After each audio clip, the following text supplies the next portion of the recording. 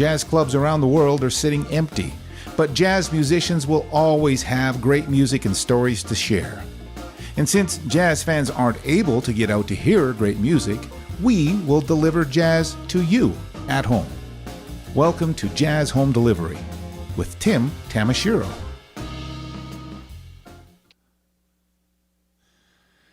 Hello friends, Tim Tamashiro here with you. This is Jazz Home Delivery, where we take the wonderful jazz musicians that are out there in the world stuck at home, and we're bringing them to you at your home. So glad to be here with you this evening. We're here as part of the JazzYYC TD International Jazz Days. This is the virtual festival, 28 days in a row, and I think there's only about 9 days left. So we've been on a real long haul here, but really enjoying ourselves because we have excellent musicians every night. Tonight's friends are from Calgary, Michelle Gregoire, a wonderful pianist, and she's just gotten a brand new what is it called? Commission piece that we're going to be talking about. And also Tyler Hornby, who literally grew up here in Calgary with a family that everybody was musical. This is going to be a lot of fun. Here's all three of us in the same room together. Hello, everybody. Hey, it's so nice to see everybody. Yeah, we sort through little technical things every now and then, but now we actually see everybody and hear everybody, and life is good, right? Yeah, definitely. Really cool. Michelle, what did you spend your day doing today? I got ready for this a little bit. I kind of set the scene, and I taught a couple of piano lessons and replied to a few emails, did a sound check. Felt like a normal musician day, as a matter of fact. Yeah, you took care of a lot of admin, it sounded like. Well, I guess admin is always part of our life, no matter what, I guess, maybe, you know. You got that right. Tyler, how did you spend your day? Did you get out for a little bike ride, or is it a little too wet?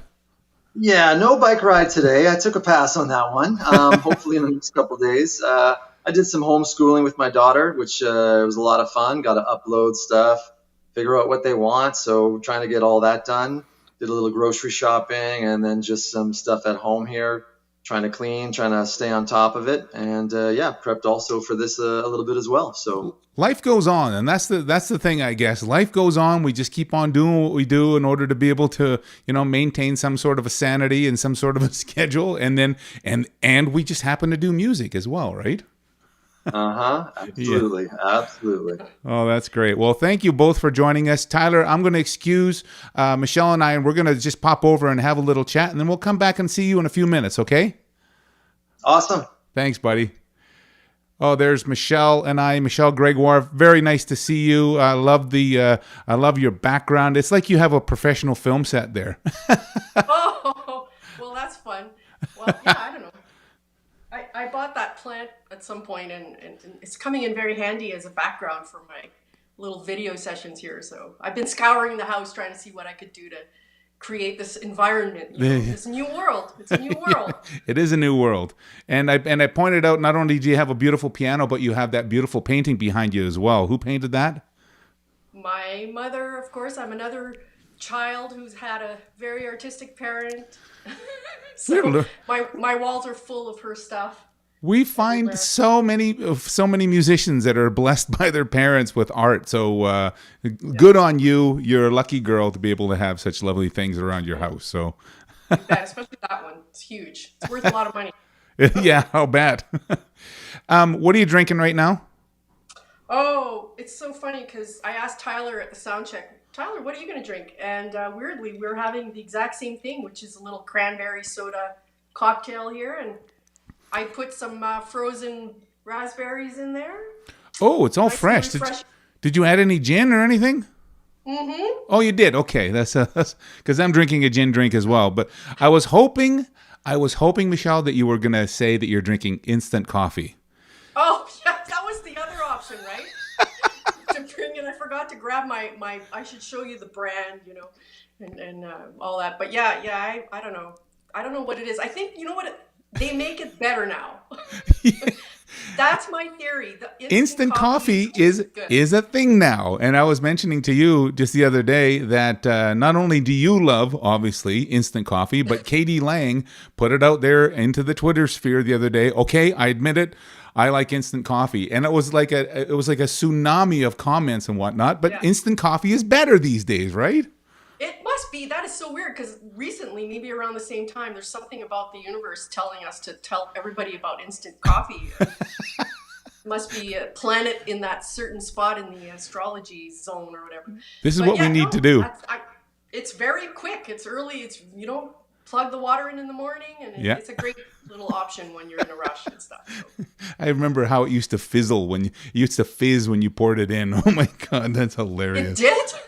Yeah, it used to actually Okay, kind well- of fizz like it had a little soda in it or something like that. Wow. Anyhow, you were telling me, now we'll get into a little bit of musician talk, It's like real life talk. You're telling me about how you started to find out when your friend musicians were in town, maybe playing gigs, and how you started just calling them up and saying, "You're coming to my house for a home cooked meal." Well, Yeah. tell me the genesis of this. I love it. Oh, well, I love having people over, period. And it seems to me that when some of my friends are in town, what better way to visit with them than to not just hang out, do a hang, which a lot of us will be, of course, willing to do, but come by for a meal or a little charcuterie or something. We'll join in with some local musicians as well and maybe have a special gathering. And so I've done a little bit of that, and I would love to do more whenever we get back into it. But having people over, and Tyler, of course, has experienced this himself. Oh, of having, personally, there you good go. friends over for dinner and treating them to as fine a meal as I can create is such a joy for me. I just absolutely adore it. For touring musicians, that is such a rarity, and I'm sure that they really, really appreciate it. Are they getting to the point where they're just kind of expecting that when they come to Calgary, Michelle's going to have a charcuterie or something like that?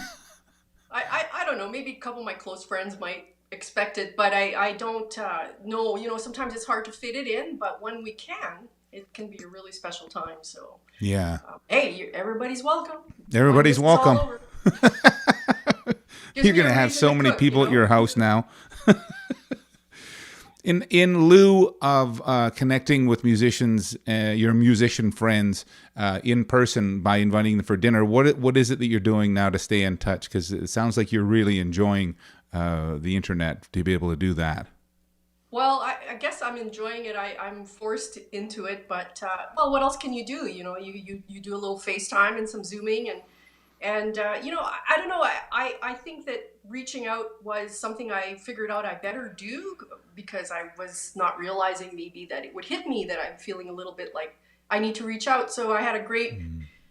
I was just chatting with a good friend, another friend back in Toronto. You guys know him, Mike Murley, and telling him, you know, he's very much an inspiration for me because he's encouraged us to stay home and that it's really important. And I'm always hearing his voice in my ear. So I guess he just felt like he wanted to help me out. So he gathered up all the guys in my Toronto band and we set up a Zoom session. We had a couple hours of cocktails and a Zoom hang. And it was honestly, what a lovely thing for those guys to do, never mind. And of course, you'd never be able to do that in normal life, like just get together on such short notice. Yeah. Everybody's so busy and as if that would happen, you know. So that was just such a lovely gesture, first of all. And thank you, Mike, for putting that together. And also just so nice to see those guys again. And For sure. hang out. It was really, really special. That might be something that you'll remember for the rest of your life, you know? It's a highlight of the COVID. I'll probably look back and think, you know, that was one of the more special fun things that happened during this absolutely crazy time. Yeah, for sure. And then, apparently you're getting sous vide recipes from another friend of yours in Toronto, the great David Braid. Well, Braid is a very convincing guy. I think he actually is the guy who convinced me to move to Calgary. So that's just to tell you what kind of impact Really? he can have on me. I trust everything he says, apparently. But yeah, so he's been harassing me to get a sous vide. We've been sharing recipes for a while. Yeah. And so I eventually got a very inexpensive one. And so now he's sending me all his best recipes and he's encouraging me to pick up some fish. And you got to try. I'm going to make some yogurt this week. Oh, well. You can do Yogurt in a bag. Whatever. You know, I'm willing to try new things, a new gadget. It's just fun. Yeah. You know. For those of you who don't know what a sous vide is, it's a gadget that heats up water to a very, very specific temperatures, and then you put, how do you describe it, Michelle? Well, Meats it's a or water bath, food. right? It's a water bath, but it cooks things very, very, very slowly and just takes them to just the temperature that you want, and then maybe you might finish it in a hot skillet or something. But it's delicious. Yeah, it's the best way to cook a steak as far as I'm concerned, if you're into that.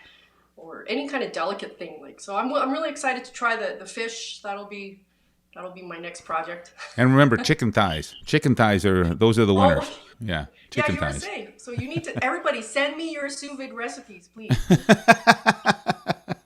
I need you a go. project.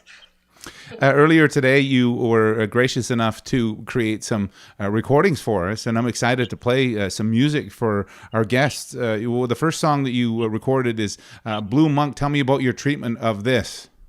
Well, when most of the time when I perform in concert, I'm doing original music, so I thought I'd play some standards and some blues, and of course, Blue Monk being a big piano blues tune. I absolutely adore playing this one when I do play solo piano, so hope you enjoy it. There's a lot of interesting rhythmic things that you add in. Whether it's a hiccup on the left hand or some sort of a little splash on the right hand. Is this the way that you've always played it, or did you just do this just special for us? Oh, I don't know. I mean, maybe I had a hiccup, or maybe you're talking about the offbeats. Yeah. I didn't mean hiccup as in a mistake. There are no mistakes. That's okay. Well, I thought you meant the offbeats, but I did have a hiccup in that tune somewhere. But nonetheless, the offbeats. Those are the forward-moving rhythms, as Bob Brookmeyer liked to describe them, and those are the things that make things feel forward-moving, make things swing, right? You always hear us comping on those rhythms, and drummers are also comping on those offbeats on the snare sometimes. So they're the beats that swing, right? So hopefully it's swinging. It's super cool. It's super swinging, Michelle. I'm so happy to play this for everybody now. Michelle Gregoire is here as part of the TD JazzYYC International Jazz Days.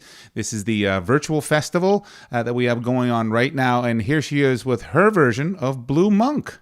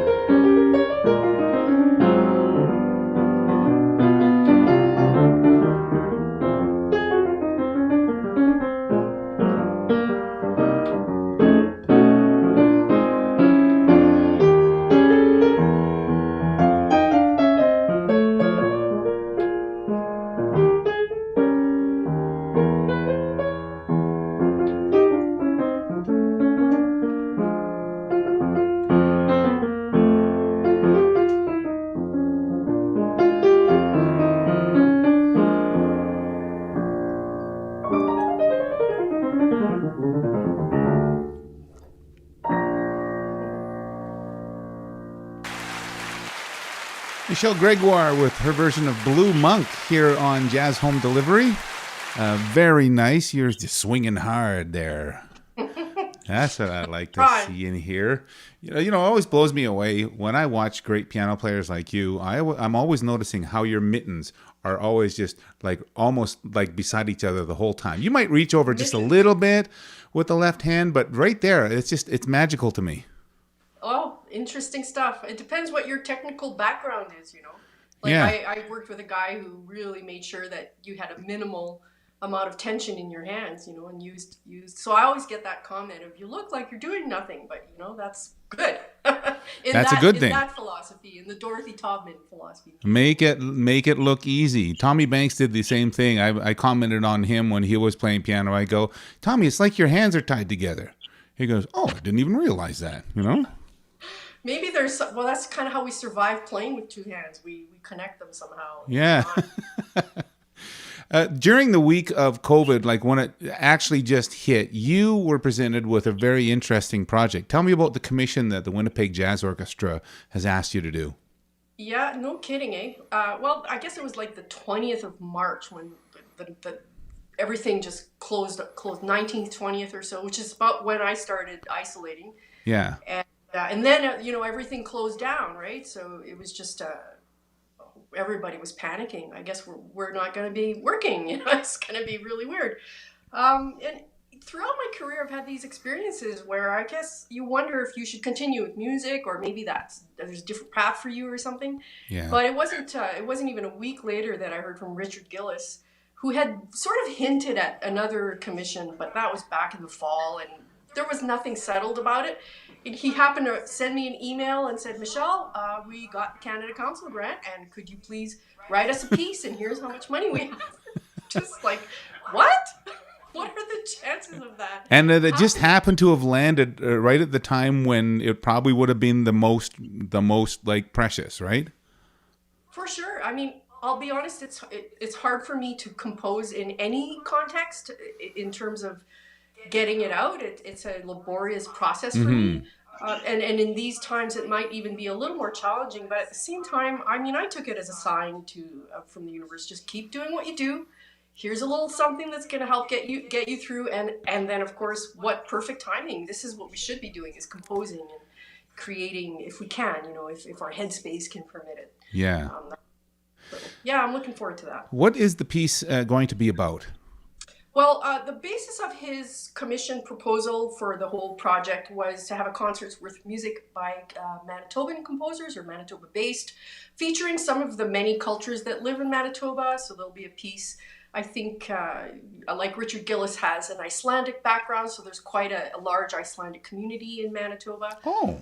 He's kind of representing that, and I'll be representing the French-Canadian Métis, which I've written a suite for them with that sort of topic, and it was really well received. So he wants another kind of similar thing. And Jeff Presloff's writing a piece, and there's quite a few people that will be involved in this project. I guess it's a little bit like the last big project we did with the Canada 150, where there were, in that one, there were composers from across Canada, like contributing different movements and stuff. Yeah, well, that's going to be exciting to hear, and so it will be an extension of the past work that you've done in terms of the music that you've done for in celebrating Métis. I don't know if it'll be an extension, but he's hoping he just wants me to represent who I am.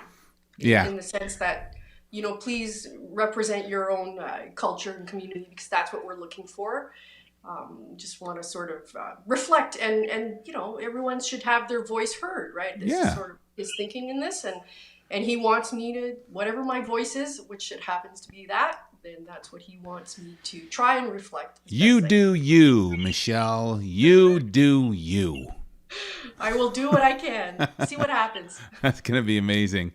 And then on top of it, so that's keeping you a little busy. But on top of that, you say you've got about 20 students every week as well. That's like juggling cats, as far as I'm concerned. That's a big load of students to manage. But you seem to be an expert at it. I'm an expert of finding a good partner. So I figured out at some point that partnering with good schools and good good people. You know, Yeah. I was working with Cornerstone Music for a while, and now I've partnered with Morin Music. Carmen Morin, who's an outstanding classical pianist, has a wonderful school. It's a little closer to where I live, so I Nice. just they're doing such great work there. They're an outstanding admin team. Yeah. There's also a really big team of other teachers, so the resources are, you know, it's really nice for me to reflect some things off of other teachers, and so I'm just improving my pedagogy. Yeah.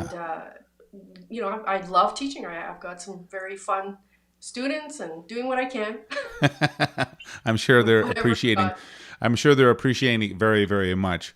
So this next song that you've prepared for us is, I bet you this would be one that you would probably teach your students who are learning jazz piano. This is a standard that works so well in so many contexts, especially on the piano. Tell us what you've chosen. Well, another standard. This one is Stella by Starlight. I know, very Yeah. common standard, but it's just such a beautiful tune. And whenever I play this tune, I like to do an even eighth note kind of ECM feel with it. So it's a little different twist on it, and it's just an enjoyable piece for me to play. So it's a little selfish choice, but As long as you enjoy it, then we're going to enjoy it. I promise. So without any further ado, ladies and gentlemen, Michelle Gregoire is here as part of the TD JazzYYC International Jazz Days Virtual Festival. I'm excited to play this for everybody because it's a dear song for me. I really enjoy Stella by Starlight. Here's Michelle Gregoire.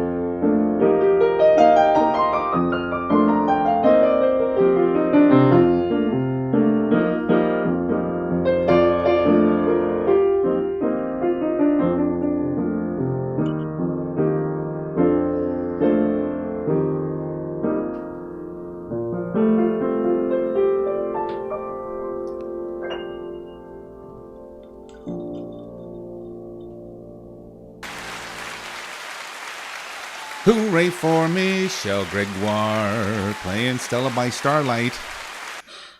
You do have an ease about you. Oh, that's good. There's a grace. There's a grace on the piano. Really, really enjoyed that. Thank you so much. Well, thank you. It's it's a treat for me, and I don't know if anybody else feels this, but to be able to hear musicians perform on the instruments that they have at home, that is the most intimate thing that I could imagine in terms of sharing music, because that's what you hear when you practice, or that's what you hear when you're just enjoying yourself, enjoying your day, enjoying music. So thanks for inviting us in to be a part of that. You're welcome. And I do love this piano. I was going to buy a less high-end version of an upright Yamaha in this case. And of course, I went through the whole store in Winnipeg. Yeah. And Dave Thompson at the time, who was selling pianos, of course, I landed on this one, and it's the most expensive, higher-end version. But they sort of sponsored me when I was in Winnipeg. Nice. The St. John's Yamaha. So I got a great deal on that. And it came with me when I moved to Calgary. Of course. Yes. Well, you deserve it. Thanks very much for being on the show, Michelle. If you don't mind, I'm going to pop over and talk to Tyler Hornby now. We got rhythm over on the other side here. Tyler Hornby. Here he is. He's right there. There you are. Nice to see you, sir. Hey. How's it going? It's good to see you, buddy. Yeah, good to see you too. This is so much fun to get together with people at their homes. Are you in your music office, or is this like your office? Yeah, this is sort of like the office, I guess you could say. But I think every room is a music office, to be honest, including the bedroom and the bathroom. There's music everywhere, whether it's sheets of music, drumsticks, drum pad, piano music. It's all over the place. So it just becomes a musical. I'm trying to picture the set of drums you have in the bathtub right now. Yeah.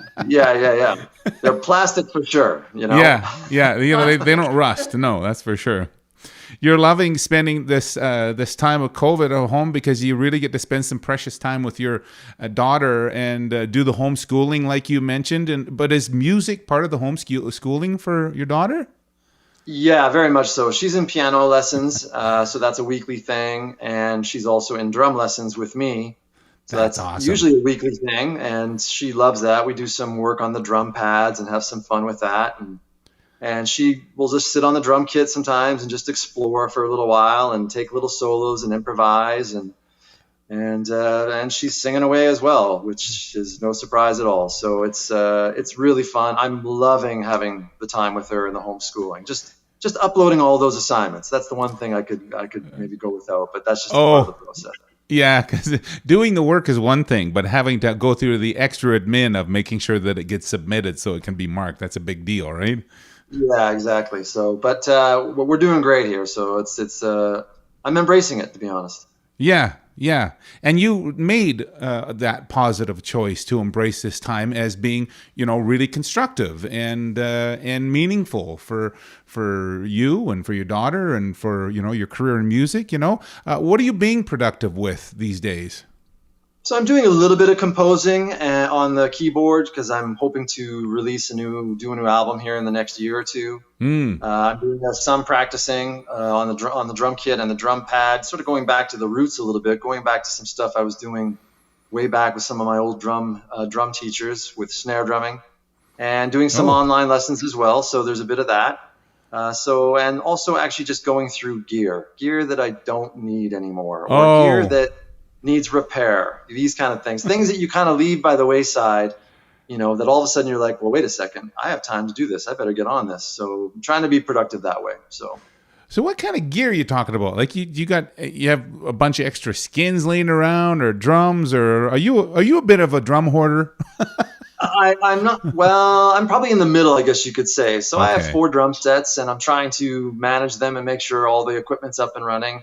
I just have a lot of equipment that maybe could use a little care. So, okay, this cowbell doesn't hook up to this thing properly. I need to deal with that. Or I should change out this drum head, or I should do this, right? Yeah. So, yeah, it's just part of what you do. And it's sometimes it could be tedious, or it's not as interesting to do, but it needs to be done. So. And you're saying that this time, because it's quieter, you don't have gigs to go to, and you're kind of paring down, spending more time at home. It reminds you of the days when you're in university. Yeah, this whole thing of hunkering down hasn't been a problem for me, and largely because this is what I did through my entire time in university was barricade myself in a practice room and practice for ridiculous hours on end. And Really? so for me, day and night till midnight, sometimes 1 a.m. I'd be at the school, and that's when they used to allow that. Yeah. And you just lay into it, take little breaks, go back to the practice room, work on some of your homework, then go back to practice, then work on the other thing over here. So for me, this is kind of not unnormal or abnormal to really have this time period. And Yeah. even having done some, the Banff Center, when they have these residencies, right, that they sit and you hunker down into your little cave and you have that creative time. So I've been able to just look at it like it's an extended Banff residency, but just no mountains. Yeah. So, well, you might be able to see your mountains from your house on a good day, but Yeah, that's true. That's true. Well, that's nice. What a positive way to just look at your situation right now. And when you think about it, I mean, there's nothing any of us can do about it. So what can we do to be able to to enjoy it? So do you think you'll find yourself richer at the end of this experience? I certainly hope so. I hope that, maybe if there's not as much performing going on or live performing, maybe there'll be other things that will come to fruition, like a new album.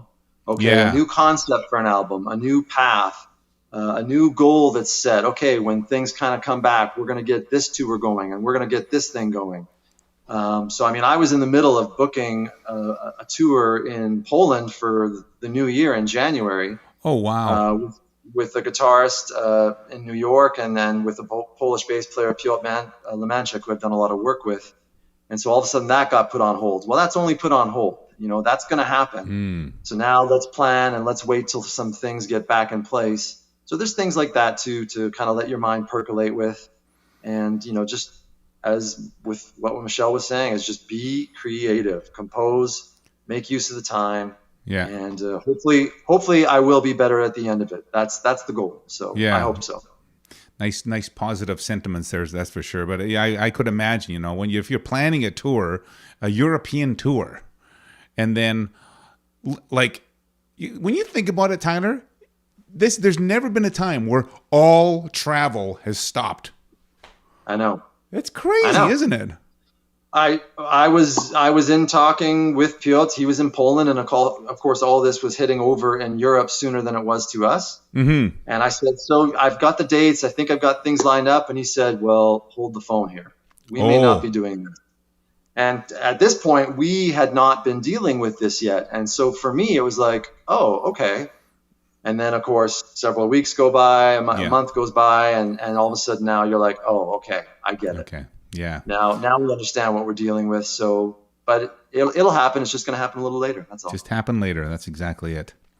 You're such a wonderful drummer, and I really enjoyed watching the piece that you submitted to us that we're going to play right now. It's an improv, and I was just taken by how many different tones and sounds and shimmers there are in your drum set. I mean, it's astounding when you think about it. And you're probably just scratching the surface, right? Absolutely. There's a lot more where that came from. And I try to do different tones and get different sounds from the drums. And of course, in this solo, I'm trying to actually go into different styles and trying to morph things a little bit. So I love trying to get different tones and just to try to produce and allow listeners to hear the drum set in a different way. Yeah, because drums are not all just pots and pans. There's so many intricacies about them, right? Absolutely. I mean, you can start with pots and pans. You can include pots and pans if you want, but it's great just to explore the drum set. And having spent a lot of time doing that, I try to have that come to fruition on the performances that I give all the time. Yeah, I really appreciate the when you kind of get into a little bit of a street beat kind of groove about 3/4 of the way in. I was shaking my money maker listening to that. So I hope that everybody really enjoys this. Tyler Hornby is here as part of the TD JazzYYC International Jazz Days. This is the virtual festival. This is a lovely drum solo with so many layers. I hope you really, really enjoy it. Here's Tyler Hornby.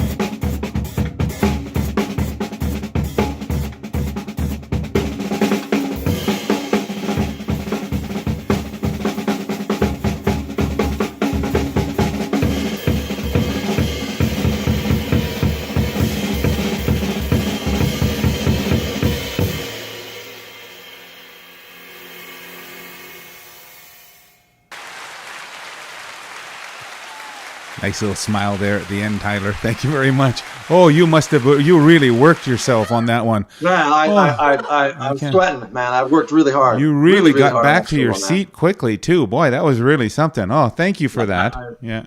Yeah, ran here in seconds. Yes. See, well, I was just think of the audience. See how many different flavors and how many different sounds and how many different textures and whatnot you can get out of one set of drums. And like you said, you're just scratching the surface, right? Absolutely. There's more to come.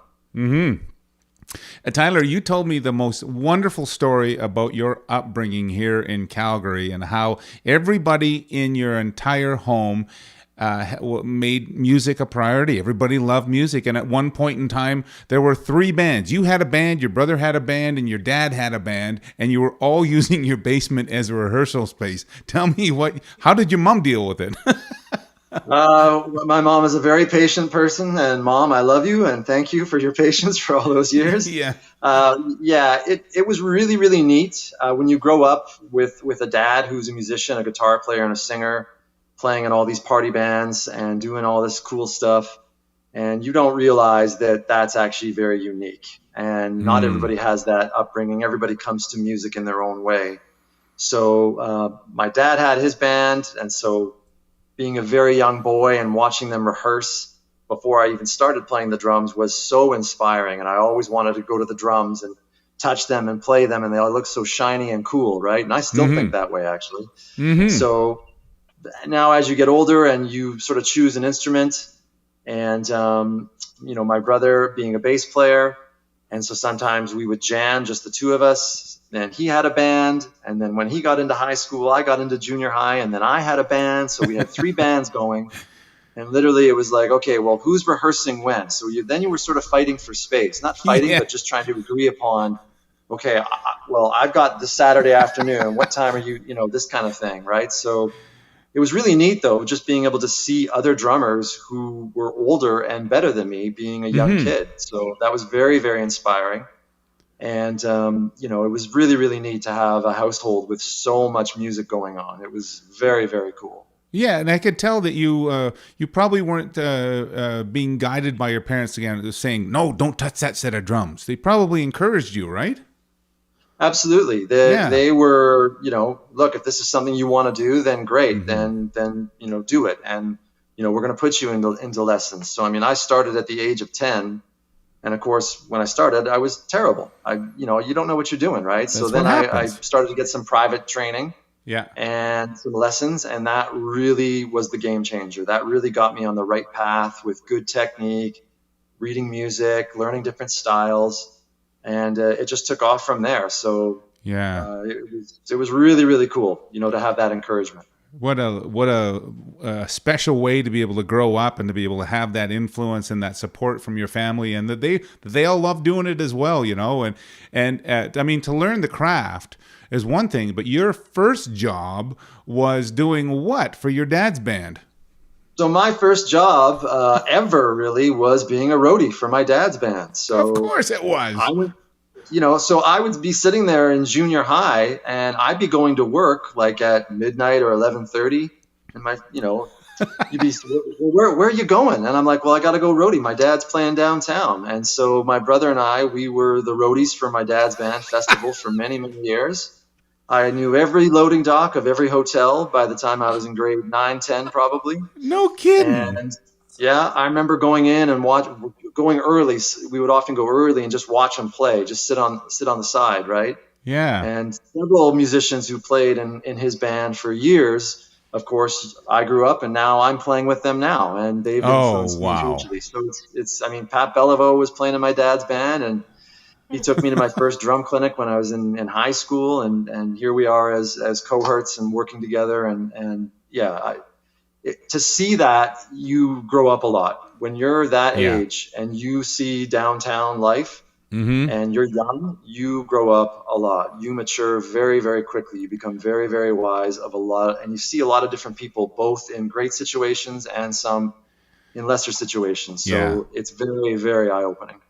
But you also see the music business from a completely different side, because it's not all glitz and glam and whatnot. It's a lot of hard work, like that loadout. Oh boy, is that tough work sometimes. Yeah, you learn to be efficient, and you learn to plan, and as a person who's going to pack a van full of gear, it has to go in a certain way. Certain way. There is a certain way this gear goes in. You're looking for the perfect pack, so now it's much easier just with a drum set, and you can just throw it in the back, and it's all easy and good, right? So, but it was a great learning experience. It's wonderful. I wouldn't change it. And you can sign up for Tyler Hornby's How to Pack a Van Full of Music Equipment course, available now on, That should be the next video, right? Yeah, absolutely. Right? That should be the next video. You could rock it, that's for sure. Tyler, it's been such a treat hearing about your life now and your life growing up as a kid. Boy, you have really had a blessed upbringing, and I can tell that you're really passionate about passing that on to your daughter as well. Absolutely. Whether she decides to do music for a career, that's up to her, but she will be exposed to it. There's just no way around it. So, I mean, she's already come and helped set up my drums on a few gigs before, done a couple sound checks or whatever. And I said, if you want to sit over and just wait. And she goes, no, Dad, I want to help. And she's trying to pick up the bass drum and the floor tom and move it over. And she's right in. She loves it. She's right in there. So it's, I'll leave the heavy gear to me. So I'll let her have the lighter stuff. Daddy-daughter time will always be daddy-daughter time. Exactly. That's awesome. Sure. Thank you so much, Tyler. What a treat it was to hear all your stories. I'm going to bring Michelle back into the mix here and have all three of us do a little wave goodbye. Thank you both for being on the show. Really do appreciate it. Thank you so much. It was great. Awesome. It was fun. And it was fun to see Tyler. How else are we going to hang out? This is the wave of our current life now. Is seeing each other on the little screens. Yeah. I might have to arrange a Calgary jazz musician hang, maybe on Facebook or something along those, or Zoom or something along those lines. I think that'd be a lot of fun. Sure. Yeah, it would be for sure. Absolutely. I'll join in. Yeah, sure. There you go. Thank you both for being on the show. I really do appreciate it. I just want everybody at home to know that this entire festival has been brought to you by TD JazzYYC, and we have a bunch of sponsors that we would like to thank now, so stay tuned. JazzYYC would like to thank the following sponsors for their generous support that has helped bring this virtual jazz festival to you. TD, Jazz Home Delivery, the City of Calgary, Alberta Foundation for the Arts, the Government of Canada, Calgary Arts Development, Inglewood BIA, CKUA Radio, Calgary Public Library, CADME, the Coalition for Music Education Music Monday, Studio Bell, home of the National Music Center, Decidedly Jazz Danceworks, Arts Commons, and the Music Mile. Thank you. If you've enjoyed this broadcast, please subscribe to this page, and if you want to receive more information about this or any of JazzYYC's other upcoming programming, please visit jazzyyc.com and become a member.